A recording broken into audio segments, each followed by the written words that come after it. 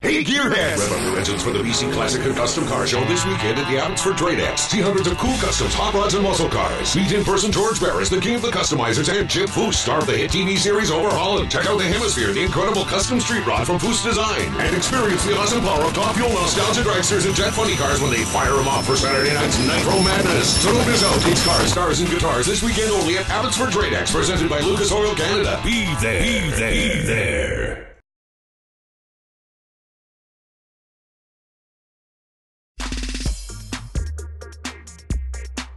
On Scene, brought to you by Tireland. Cars, stars, and guitars is the theme of BC's biggest indoor car show. See hundreds of cool customs, hot rods, and muscle cars. Meet Chip Foose, George Barris, the Hot Rod Hotties, and experience fuel and fire when they fire up the Nitro Dragsters and jet cars. Only at the BC Classic and Custom Car Show, April 25th and 26th at TradeX. On Scene was brought to you by Tireland. Visit your Tireland dealer today and get a $50 Esso gift card when you purchase 4 select Michelin passenger or light truck tires. Trust the pros. Great weekend for car enthusiasts as well. Chip Foose in the house. Chip Foose and George Barris, the king of customizers, the Batmobile guy. Yeah, that's neat. Yeah, we've got them in the house coming up. 2 big names in town for the classic and custom car show. Chip Foose and George Barris up after a break.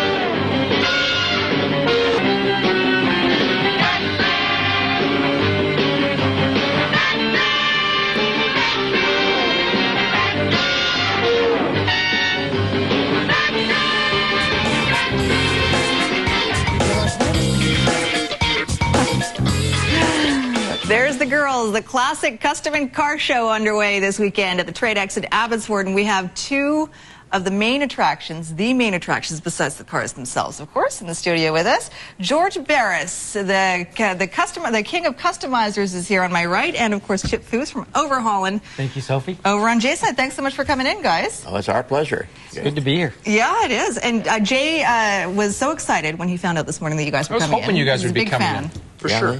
They got us up at the brightest dawn, make sure we got here. Excellent. And you brought the sunshine with you with your jacket. Yeah.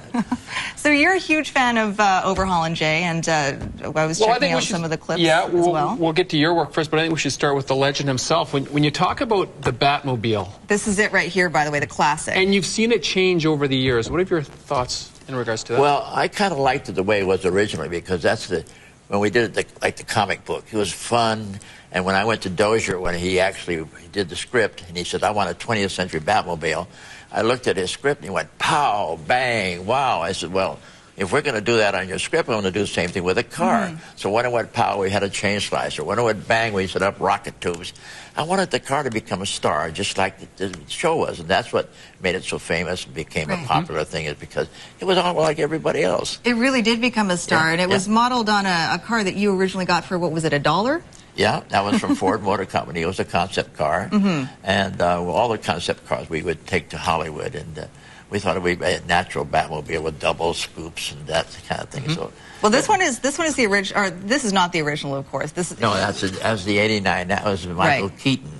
Right. And so it has evolved over the years, obviously. And the Batmans in those days, we had Adam West and Michael Keaton, and then George Clooney. Yeah. So that's the way I always classified them. But the comic book was really the '66 Batmobile. You know, you talk about where George gets his inspiration. I watch your work, Chip, and it just blows me away every time I see it on Overhaul. And when I look at the cars, correct me if I'm wrong, 50s, 60s, and for probably half the 70s, they had character. And then I don't know with what happened in the 80s to 90s, but you always want to put character in whatever that you do. What I'm trying to do is build somebody's dream, and I want to personalize the car to each of the owners.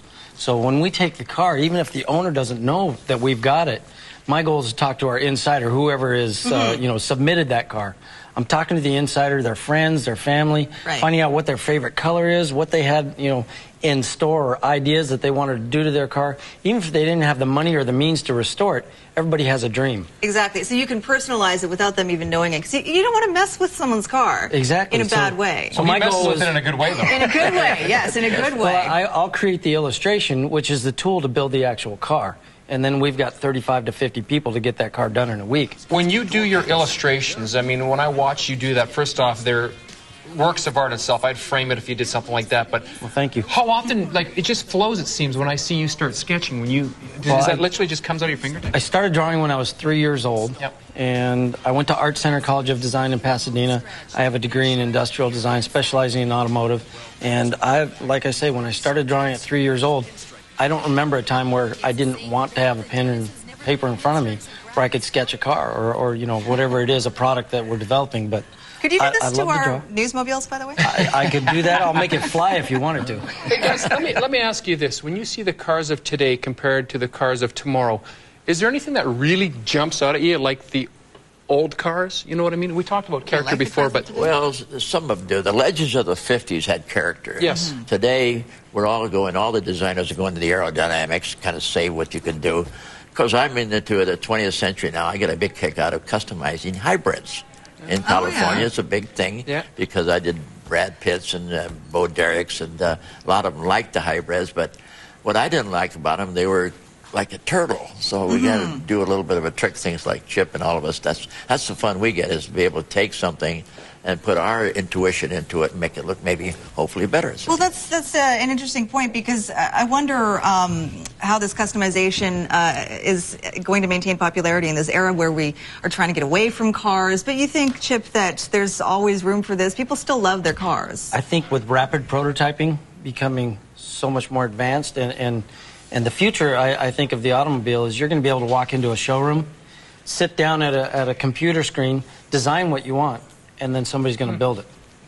My buddy's got a 68 Chevelle. I'm sure he'd love to have you over in his garage. It looks fantastic. I don't think you could afford to build a car today like they used to be in the 50s. I was just going to ask you, because those are heavy cars. I mean, and then nowadays the cars are plastic and everything else to it. One thing good I noticed that today, the automotive culture is really great. The economy doesn't bother. I just come from Sweden, and I've been all over the world doing shows, and everybody enjoys cars.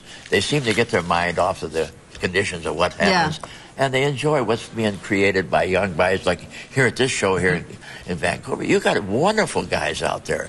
The workmanship and the designs and the interests they have are terrific, and we love that, coming from California, coming from all over the world.